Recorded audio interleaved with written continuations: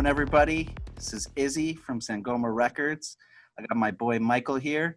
If you want to see future recordings of this podcast and more material like this, don't forget to hit subscribe on this YouTube channel to see more content like this. I'm excited to have him on. This guy is actually one of my closest friends. We go back from about, I'd say about 2011, you know, and yeah, why don't you give an introduction about yourself? Tell us who you are. So, as Izzy mentioned already, my name is Michael. Artist name is Cosinus. Side project with Dave Caballon is Analog Anarchists. And yeah, me and Izzy, we came a very, very long way together since 2011. Yeah, I think you've been before me to sign to Sangoma Records than me. Couple of months or something like well that. To be fair, I was signed to Sangoma Records before there was Sangoma Records, so I've heard about that story, right? Yeah. And yeah, as far as I remember, I am still the only artist who got signed to Sangoma Records without meeting Till or Emil. How did that happen? That happened, I was DJing when I moved to Switzerland. I was DJing for Fractal Records, which was and I guess still is a very big full-on label. Then I left the label. The graphic designer from Fractal Records hooked me up with darkpsy and told me that Till is creating a new record label and is looking for good DJs or good artists. So I contacted him and was sending him my SoundCloud and some DJ mixes. Then I got a very long Skype call with Till, and there he said, we never met in personal, but I want you for the label for sure. And it was also Till who kicked my ass big time to start writing music. Yeah, and me too. I pushed you and as you well. And you as well, right? True. Even though we both at the time we were kicking your ass to write music, but we weren't writing music ourselves. every day. Yeah. And so annoyed and pissed off of both of you that I decided, okay, so I'm gonna write one fucking tune. I was sending you the track, I was sending Till the track, and I was sending the track to Southwild. And all three of you guys was like, okay, good. Now that's the first one. Now write the second one. Exactly. So I did, and I think I would say between 6 and 9 months later, the first EP was released. So here we are right now. That's like really quick compared to a lot of people. You know, and I know a lot of the stories behind all this stuff, you know, for myself. But Izzy, I have to say I had already made some steps in music production, but I had a break for almost 4 years without touching any kind of music program or so. I made the big mistake and told you until, okay, so I know what's going on in Cubase.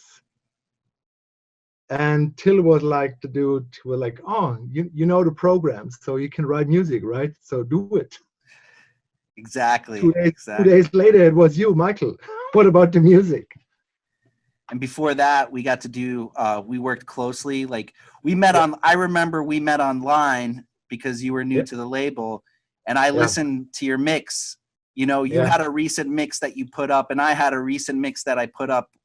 And like, there were maybe like 5 or 6 of the same tracks we both had in our mixes, you know? Yeah, I remember. So we were like, we gotta talk, man. We have to talk to it.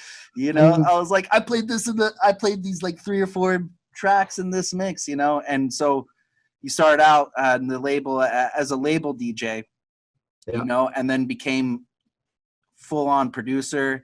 You don't even want to DJ anymore. You're like, this behind me. I got my live sets now. I'm part of the producer club. And you earned it. I would say about DJing is you never say never. You know, the thing is I played a couple of DJ sets together with Till. in the past already. And yeah, we'll see what the future brings up. So never say never, you know, that's the thing. I mean, if I'm gonna play a DJ set, then it's mainly with music from my friends, which I'm close with. I'm not sure if I would play my own tunes, because therefore there's the live set, or so-called live set. But yeah, you never know, you know, what's gonna happen. That's funny that you say that now, because like a lot of people had these certain things that they wanted to do and that they were going to do things a certain way. But then the pandemic hit. We'll be like, we're like, became a lot more open-minded towards what we would do at parties. Like, you know, we were like, yeah, that stuff's not important. I'll play whatever DJ set, live set, doesn't matter. Just freaking bring a party, you know, here. And let me get behind the decks. Let me see some pretty faces again. Let me see those smiles. Exactly, yes. I think that pandemic thing was like pulling the handbrake big time for the complete planet in that case. So yeah, and tell me a little bit though, like what I know, like a lot of producers and artists are having a hard time finding inspiration right now because of being stuck at home, not being able to travel, and you were telling me before we even started recording, you're in that studio doing, whether it's your income work or making music 16 hours a day, you're sitting there. And I know that for a fact, because Michael is one of, like, let me tell you guys, Michael is one of the fastest, like most focused producers I know. It's hard for him to work with other people only because he gets stuff done when he says he's going to get stuff done, and to work in an industry with a bunch of potheads, you know, like, and people who procrastinate, it's very hard for him to keep up with that, because Michael doesn't know what, he can't empathize to procrastination. He doesn't know what procrastination even is. I don't, that's a word which is not existing in my vocabulary. So, but yeah, I mean, being in that room or home office since March, and about the inspiration for me, it was like the complete opposite. I mean, the thing is, yes, a lot of producers, they get the inspiration due to traveling or on being on parties. I get inspiration from traveling as well, but not mainly being on a party, because when I recognized when I was playing, for example, in 1 month, 3 or 4 gigs, that I started to sound like the other guys, and that's not my thing. So I don't want to sound like other artists. So, but yeah, when the lockdown started, so the first 2 weeks, it was like working the regular income job, finish with work. And then one day to the next one, I started, okay, let's write a tune. And then that's gonna happening now. So what does writing music. So what does give you inspiration? Like what? Daily life, nature, photography is giving me inspiration. Computer games here and there giving me inspiration. Talking to friends like you brings a lot of inspiration. The project with Dave was kicking the inspiration for my solo stuff big time, super big time. So that's the thing. Parties sometimes as well, but then it's not really the music from the party, it's more the energy from the party that gives you inspiration. You know, when the thing is, so with DJing, I was playing mainly in Switzerland or Germany. And then as soon as the live set was ready, it started, and the first 2 EPs were released, it starts to kick off a little bit. And I was playing outside of those countries. And it's funny when you see dance floors in different countries, how those people are reacting to your music. So, for example, the most craziest experience I had was in Italy. I mean, Italy, that dance floor, that's not comparable to anything here in Europe. I mean, when I played the first time in Italy, I was going inside the location, was asking the organizer, hey dude, why are the backdrops hanging so high? And because the people gonna rip them off. Like, oh shit. And it's like you're getting, after 5 minutes, you you're just hitting a huge wall of energy from the dance floor is hitting you, and the people are really going crazy there. So, and like when you play a lot of other places, I know like when you used to come to New York, I used to host you, and we used to have a lot of fun. Like outside of the party was just like a very small fraction of what you got to. So is it like this in other places when you get to go over there, or sometimes it's just like, since it's such a short trip, you only get like a day or a couple days, and you really just kind of chill, make music with other producers, and it depends, Izzy. I mean, you know, those moments with you and Big Apple, those they are for the books. So. Yeah. So guys, just to give you a little background, me and Michael, we worked on 2 compilations together, I think, before we ever met. Maybe it was only one of them before we ever met, but like we used to speak every day, you know, and we had never met each other, but we would like share tunes, look for up and coming artists to release music for the record label. You can go back and look at it. We'll put the links below, is Ironic Creatures and Ironic Cultures. I still have the notes, Izzy. I still have from the first compilation the notes that we Yeah. And I remember when Michael first came off the airplane, I had like this giant fat bagel waiting for him, a New York City bagel. And I didn't appreciate it as much yet. I just know that like I know where to get the best bagels. This is where I don't live in New York anymore. I live in Indianapolis, and there's literally like, there's no good bagels outside of New York City in the US. I remember your post when you visited New York a while ago, and that huge picture with you with that bagel in your hand. So I was like, yep, I could have one of those right now as well. So. And you're like, this is massive. And I'm like, this is a regular size bagel. This is what a bagel's supposed to look like, you know? Yeah, and I was coming out of and sitting in your car, and you handing me over the bagel, and we're like, fucking hell, what's going on here? So yeah, New York, those times, New York, fucking amazing. So. And you taught me how to eat cheese when I came to Switzerland. You taught me what real cheese is. The fondue time. Yes, exactly. Yeah. When I got to come to Switzerland to Biel, Michael took me to Gruyere, which is actually a place. I didn't even know it was a real place. I just thought it was a brand of cheese. I just thought it was some company. No, but it's an actual mountain in Switzerland where the whole town stinks like amazing cheese. It cheese stinks. And chocolate. And the H.R. Geiger Museum is there too as well. So that was like such a special experience. Being able to see that, to come to Switzerland for just that evening, that time. We were with Daxi and Jan Sequoia, who's also on the record label. Hopefully I'll have him on here soon. But that was a special time. I hope to experience more stuff like that. I will. It's just a matter of when. Right now, start writing music. Yeah, that's true. It's definitely. I don't want to say I'm going to start writing, because then I jinx it. You know, this year, very well that I was spending 30 hours a week in school learning how to program and code. You know, so that part of my brain of learning something new was like taken up, because I was like learning something frustrating and new every day. To add in learning production was just like, it was too much for my brain. By the time it hit 7-8 o'clock, my brain is just, you know, so. That's with learning something new. That's always when you write music, not depending which kind of program you're using. Then when Ralph Braincell was,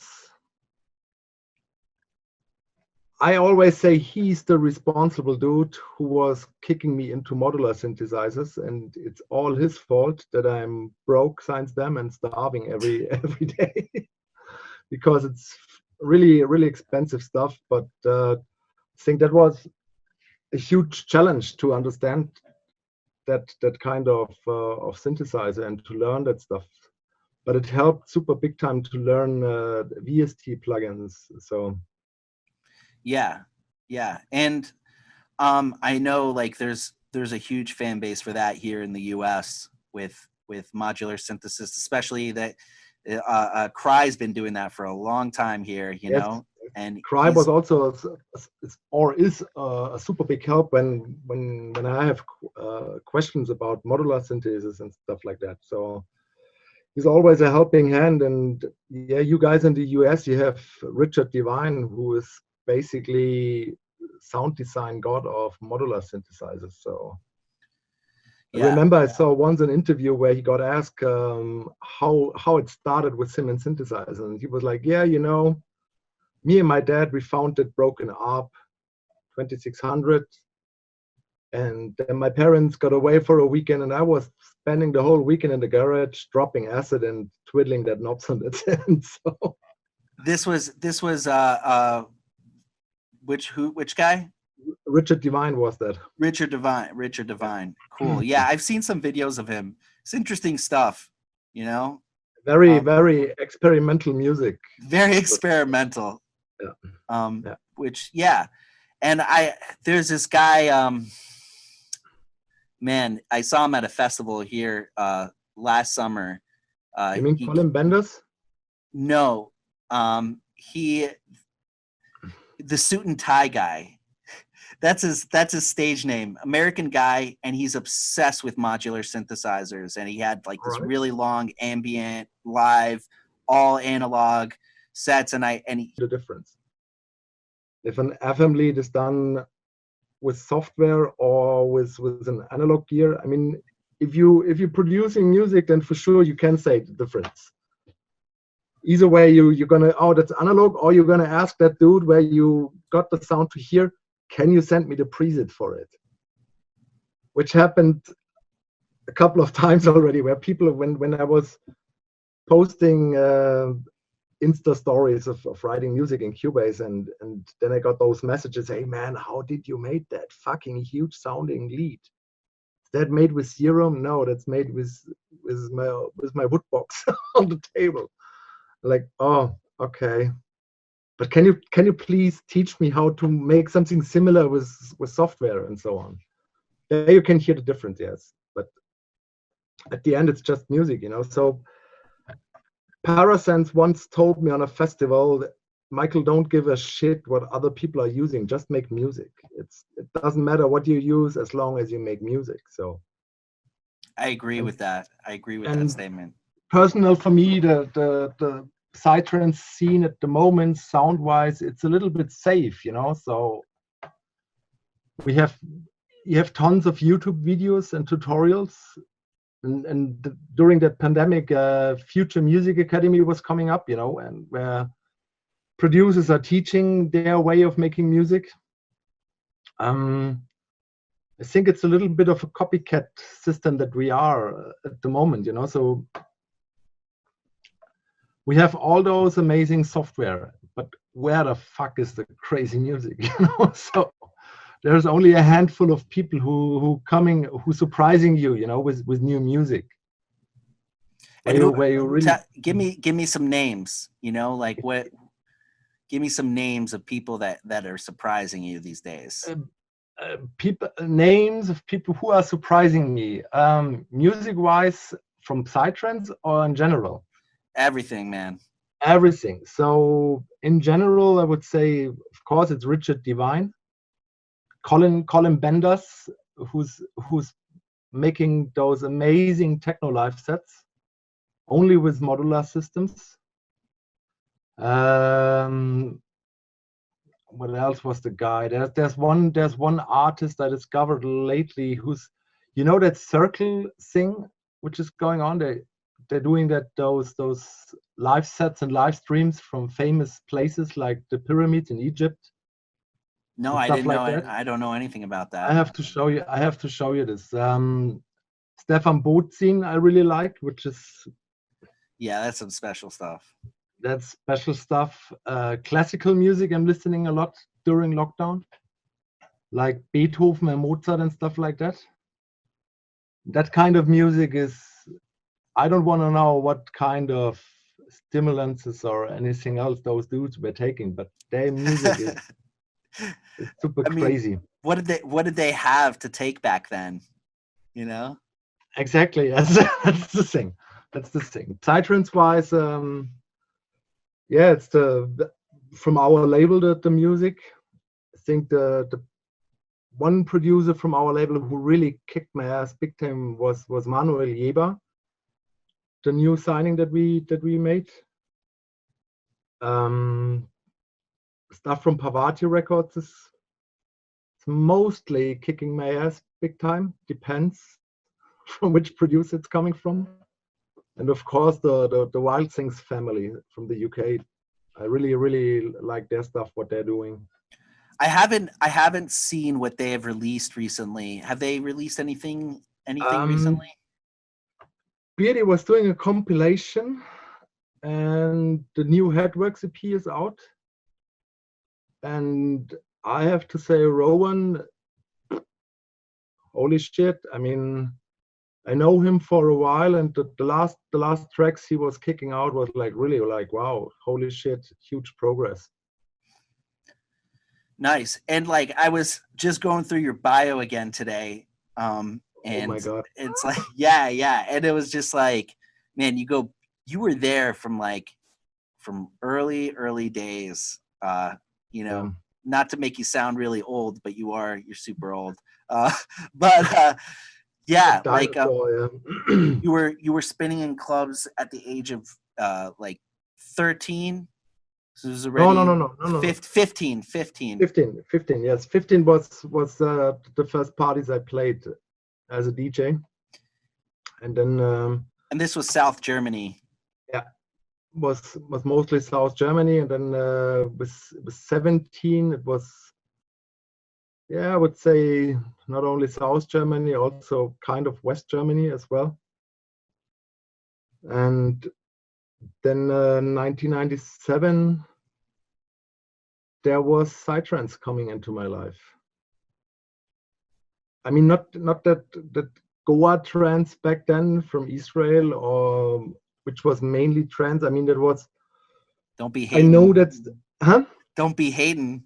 No. I'm not hating. I mean, don't get me wrong, Izzy. You know, for every person the right cup of tea, whatever they prefer. You know, I mean, for me it was good music, but it was not like okay, that's trance with a little bit of Oriental flavor in it. But then there were artists like Extreme or Synchro or the whole stuff from Flying Rhino or Tip Records back then. So that UK underground psytrance thing, Green Nuns of the Revolution, really, I mean, that was like, okay, that sounds like techno music, but with some fucking heavy metal influence without using guitars. It was more like screaming synthesizer leads and stuff like that. I was like, okay, I have to find those stuff. And how different was it from the techno? Like, what the techno back then was faster, you'd say? It was like, so the BPMs were around this not too far off? It depends. I mean, you know, house music and the typical Berlin techno style was always around 125, maybe with techno max 140 BPM. Jeff Mills played a lot of sets around 140. Chris Liebing was back then also around 135, 140.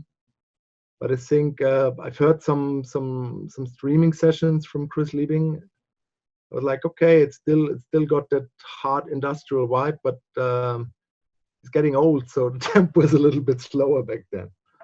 And regular trance music was always pretty fast, like real fast. Would say between 140 and max 170 or something like that.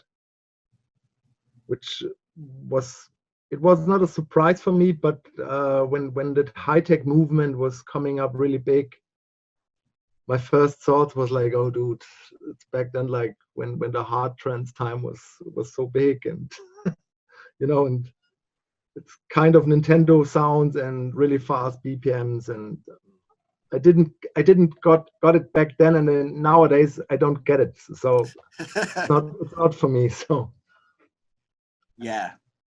Psytrance back then it was in general, I mean, When I started spinning psytrance, I was always around 140, max 145. So we stepped up the BPM over time.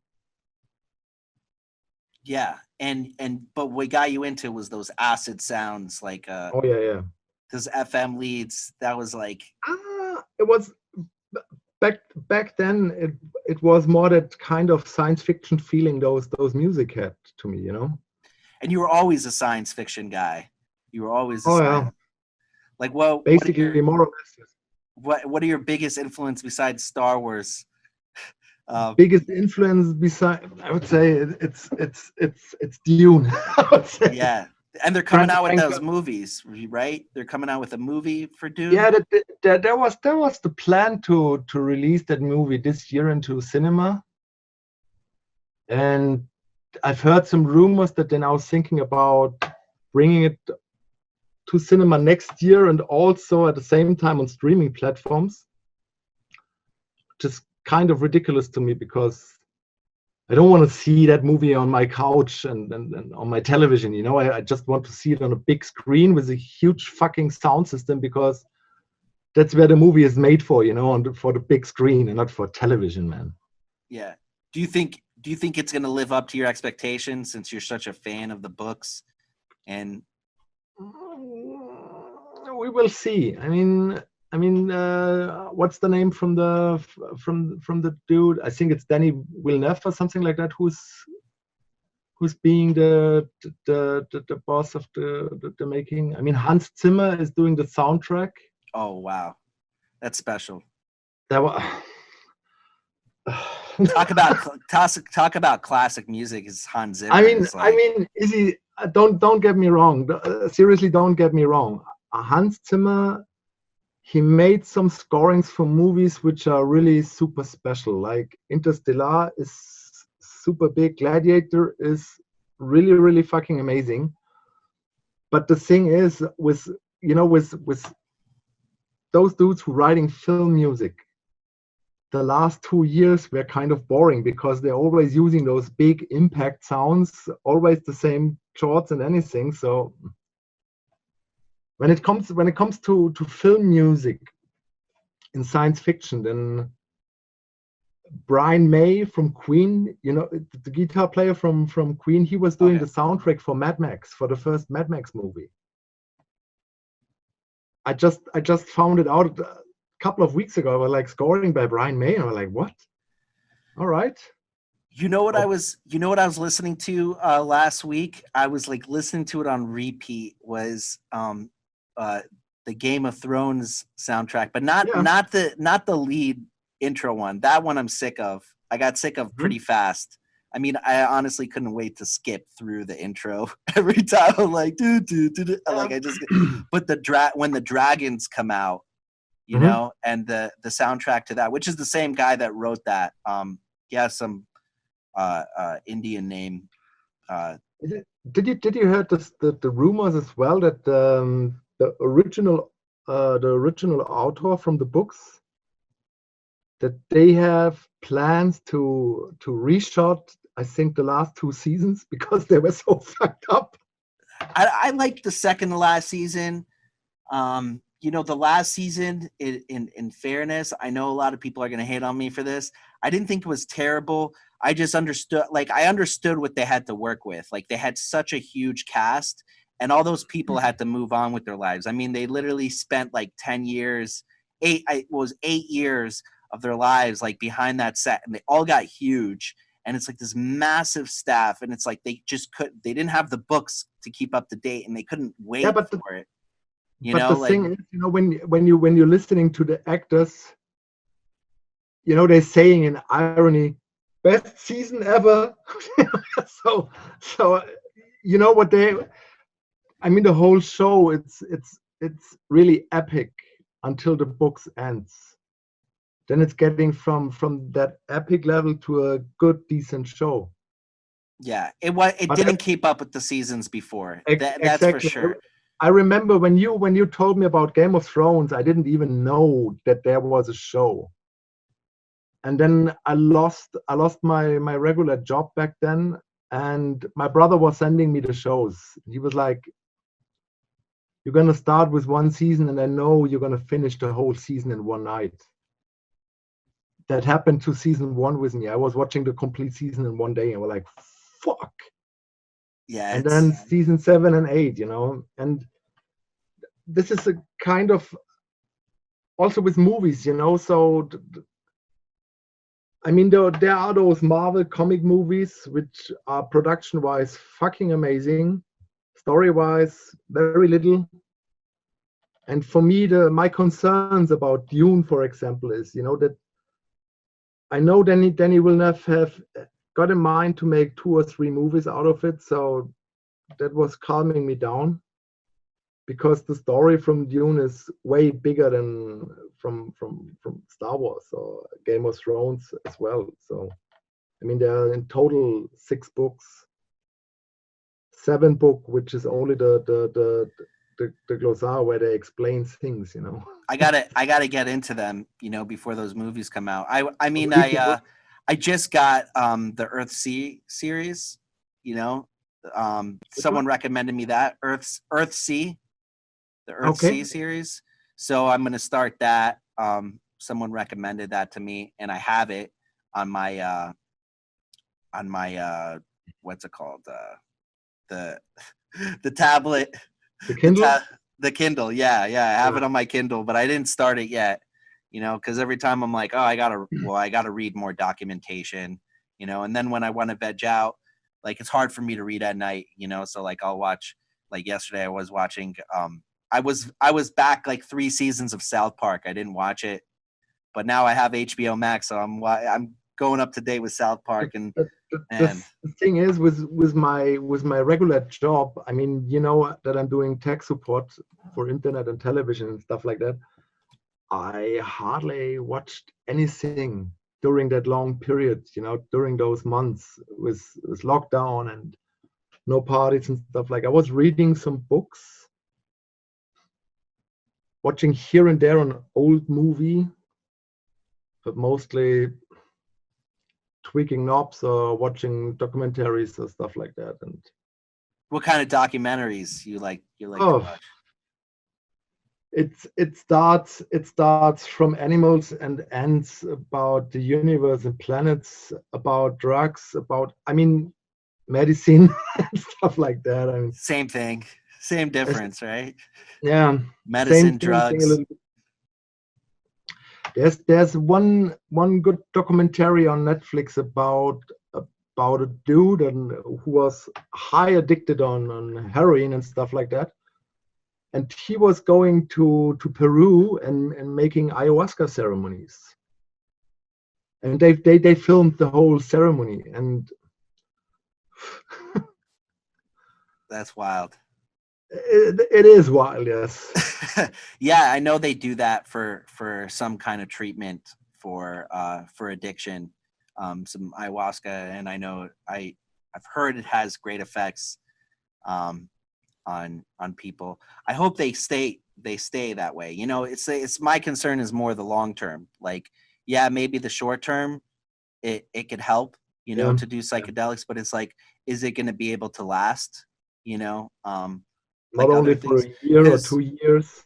Yeah, because it's like you can't like it almost, it makes me super skeptical, that you could do something like that and like just end that problem for life, where it's like people like going to like a 12-step programs have to work that shit forever, and it's like really, really hard work, and that's how they're able to stay sober forever. So it's like, but just to take a substance and go through, it's like, it almost seems like, it's a little too good to be true. You just trip a little bit. I know what I mean. Yeah, I hear you. Yeah, it's like, you pay that amount of money. You're doing the treatment for a weekend and you be sober for the rest of your life. Yeah, I know what you mean. Yeah. Or you're not addicted for the rest of your life, Yeah. And I've seen interesting things. Like, I've seen people's lives turn around just from taking mushrooms, I've seen people do 180s, but sometimes I've seen, and I've seen in the psytrance scene, sometimes some of those people, like, they're good for a little while, you know, and they're good for a couple of years, and like they're fresh, like they just came into the scene. Like I knew a guy that was smoking crack for like a really long time, you know. He had a really bad crack addiction, and I didn't know him then, but I knew him when he came into the psytrance scene. And like he said he took mushrooms, and like he stopped doing it, and he was doing it for a long time. But eventually he like got really heavy hard with drinking, you know, and a bunch of other stuff. And I don't know if he ever went back to that, but like he got in some legal troubles and like some weird stuff, some shady stuff that went on. So it's like, did it really solve his problem, or did it like maybe for a little bit, but like it's a matter of like, and I've had conversations with you about that. Like maybe it's like it's a matter of like what you do with it, like what you do with it. Like you could have these amazing, and just this is just based on what people tell me, like you can have these amazing psychedelic experiences, but how are you going to live your life afterwards? Are you going to eat better? Are you going to treat people better forever? Are you going to work on yourself? Like, are you going to, because there's hard work to be done to like to be like to be happy, you know. And it's like, you know, just taking some kind of medicine that can set you on the right path and give you these amazing ambitions and open up things that you never open your mind up to, things you never even thought was possible, you know. Like that's a little bit the thing, you know, when you see younger people taking mushrooms or taking acid. Oh, we're gonna take that now to see a lot of couple of colorful pictures and stuff like that, and having a good funny time on that trip. For sure, it can be funny, but I think Albert Hoffman, he once said, acid, when he's taking acid, is for him a proven the evidence. Then there is more with what Darwin taught us, you know, that there is something like God behind that. When he's tripping on acid and he was walking around in his backyard and seeing bees and flowers and stuff like that, he had that deeply connection, you know, with the creation and with the planet and the whole universe itself. And I can agree on that a little bit, yes, because a friend of mine over here in Switzerland, he's doing light works and healing sessions and Reiki and stuff like that, and he's taking psychedelics since I know him. And he was always telling me, Michael, there is a huge difference when I'm taking acid on a party or when I'm taking acid on a Saturday afternoon and going for a walk outside and stuff like that. So it depends on your mindset when you take something like that. You know, if you're just taking it for having fun or being high, or if you want to use something like that to learn something out of it, you know, out of this experience. Right. Yeah, that makes a lot of sense. And yeah, just to like go back. Well, yeah, what's some of the stuff besides like I know you got the Analog Anarchists, you know, and you got anything coming up soon that the fans you know are ready to hear? What's coming out of the this little studio of yours, this little apartment in Beale? Well, as I said already, so I'm working like an animal on music since March. So got a bunch of new tracks ready. Not sure if I can wrap it around and say, okay, now this is album number 2. Or if I'm gonna split those tunes and gonna release a couple of EPs or gonna release them on compilations and stuff like that. Me and David, we are working to finish the EP for Analog Anarchists. I also started a little bit on self-generating music with my modular system, which goes more in experimental ambient stuff. A little bit, yes, a little bit. So you're, but it will, yeah, yes. Because I've been pushing you to do that for a long time. I know, yes, but it will take also a long time before I'm gonna let the world hear what I'm doing with that thing. You know? So we will see. yeah, take your time with that stuff. You know, I like when people are working on something, they're not rushing. Um, you know, like some of my favorite, some of my favorite producers were guys that like I never even heard of, and then they came out with their first album. Um, they came out with their first album and it was like blew my mind. I'm like, where the hell did this guy come from? And they're like, oh, he's been making music for like 13 years. He just never released anything, And I'm like, respect, because it's like they own the craft. Like they weren't rushing to have a name for themselves. They weren't rushing to get gigs, and they were making music because this is what they loved. And that's what I wanted. Like, that's what I'm scared to go into production, because I know it's going to take so many hours, and I don't want to have expectations that like, this is what I'm going to be playing for gigs. This is going to be rock. I don't want to have that. I just want to make it because I want to make it, whether it's ever going to be heard on the dance floor or not, it doesn't matter to me, So I have to understand that the time is not going to equal money. So I have to set aside that time that it's like, this is a hobby. This is what I love, like where it's not really work, because to learn something new and to learn a lot of that stuff is like, it's hard work, but once you start knowing what you're doing, like it looks like the funnest thing in the world, Then the fun part starts, right? Yes. Yeah. So I have to set aside that, I have to figure out that time to, it's like, hey, this isn't what's going to make me money. I have to kind of focus on money now, because I live in a very, very capitalist country, just like you do. And I gotta figure out, like, because there's certain things I want to do, in life. I want to go and travel. I want to be able to own property, perhaps, or and have stability and money, freedom. But obviously money isn't everything to me, but like, so I know I have to set aside that time to, like, if I ever want to get into production, like, this is $0, and I have, it is. Yeah. It costs you more money than it will bring back to you. Yeah, and I don't need the analog. I don't need to get into crazy analog stuff. Like I have already proper equipment to start doing it. Like I already put away money for that. I have a good laptop. I have a second screen, some good monitors. Maybe get another synthesizer, a bigger one, like for MIDI. I already have I have a small one, but I like I can get some fancier stuff, but I have most of everything I need to really start making like psytrance. I own Serum. I own Logic. You know what I mean? No cracks. So that's enough. Yeah, that's it. Enough. That's it. You can write a whole tune only with Serum, from starting from the kick, ending with hi-hats, everything. You can use only one synthesizer to make a tune. There you go. You guys know it. And just so you know, that if you ever want free unreleased music from Michael, all you have to do is message it. I'm totally joking, Michael. Do not message Michael for free unreleased music.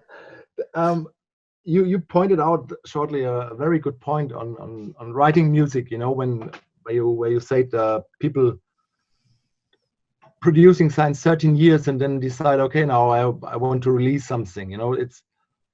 It's never should be the mindset when you start writing music. So I'm now starting to write my own music to get gigs or to have releases or be able to travel around or anything. So for me, that when I started again with writing music, Till knew back then that I was super highly addicted on video games. And I was, that amount of time what I'm now spending on writing music, I was playing fucking video games.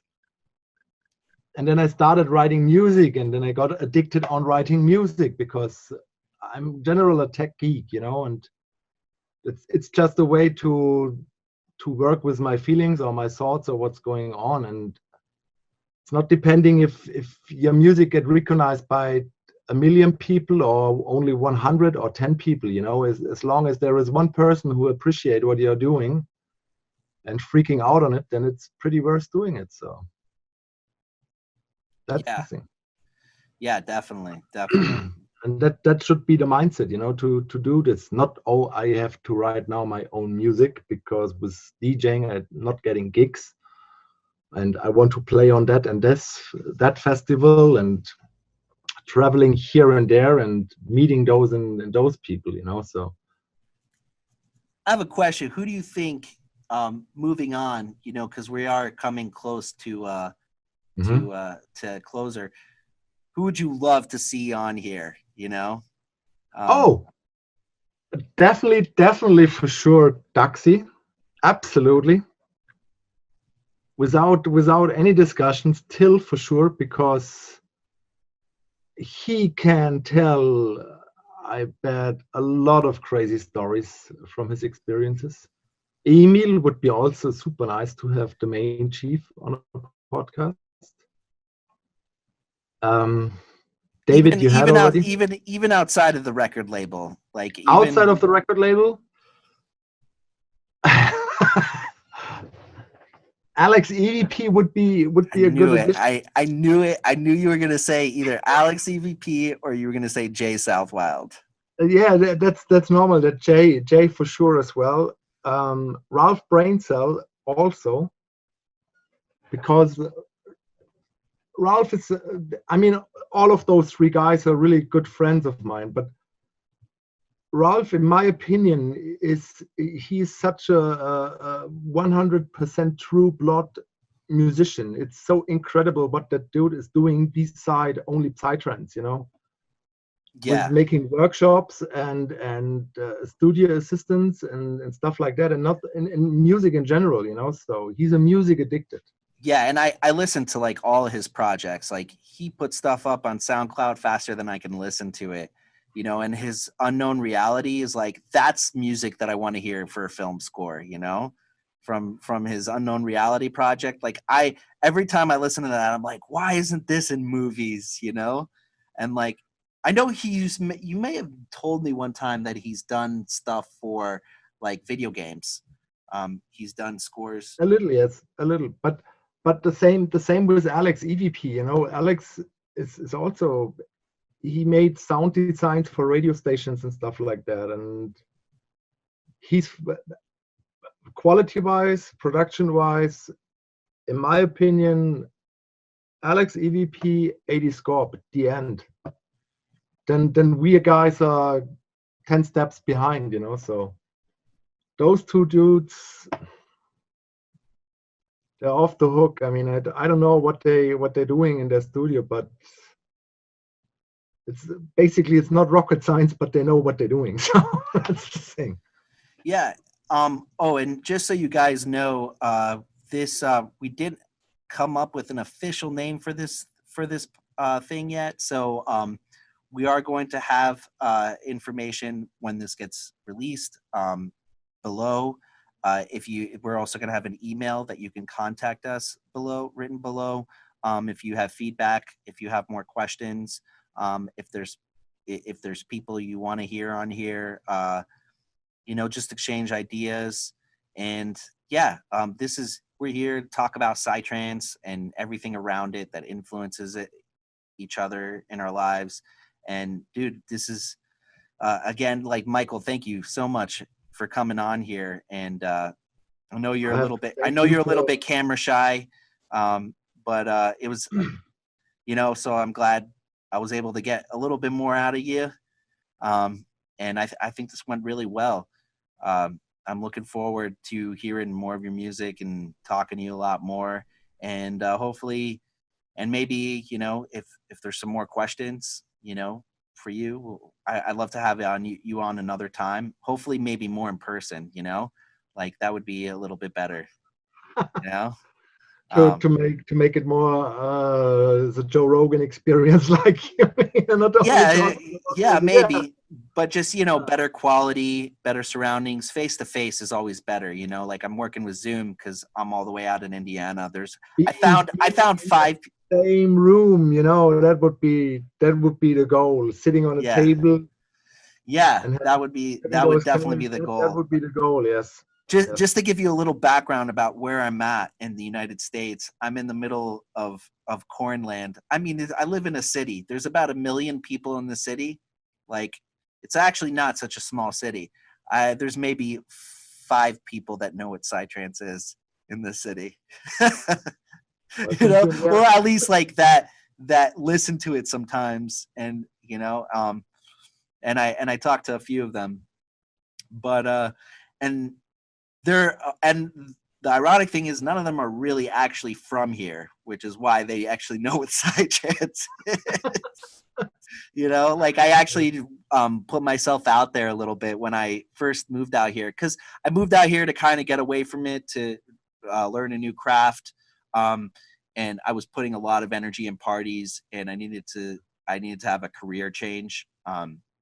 So I had to kind of focus, and this was a good place. This is where my parents live, but I I was like bouncing around because they have some like bass music crews, you know, or like mixed EDM genres, and I've put myself out there. They're like, we know Infected Mushroom, you know, like who has come to Indianapolis a couple times. They do stop here on their tours.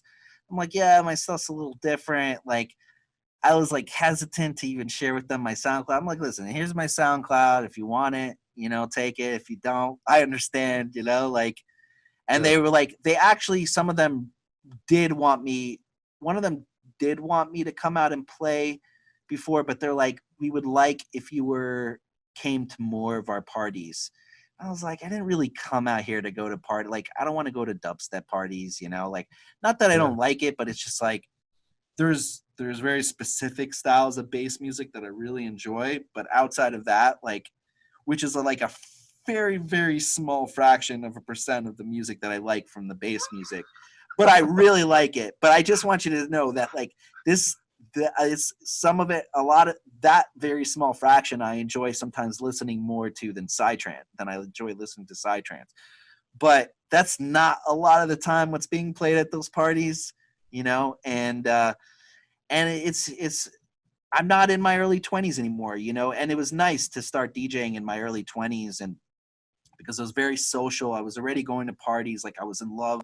I had that new age, and like, you know, sometimes there's a lot of us as we get older, we have to find a little bit of outside inspiration other than parties, you know. It becomes a little old if that's keeping our our life, life balanced. you know, keeping our life balanced and finding inspiration other ways, which is why I started this thing in the first place, you know. Like I want to hear like what's keeping these guys writing music, you know.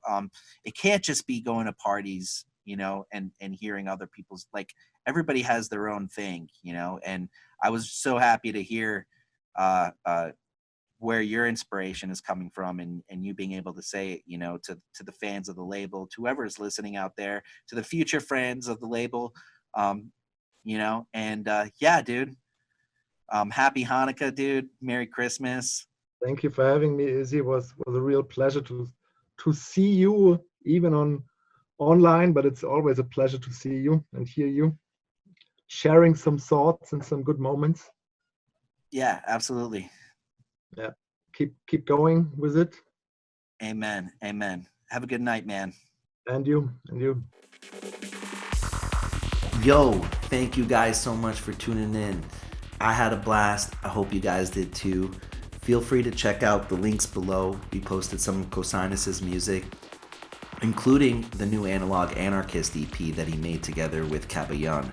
So check it out. I guarantee you, your body will be moving. Also, if you have any questions, any comments, check out the comment section. I guarantee you, we will take a look at it. So if you want to see more content like this, hit that subscribe button. We got some more episodes coming up. So until next time, peace.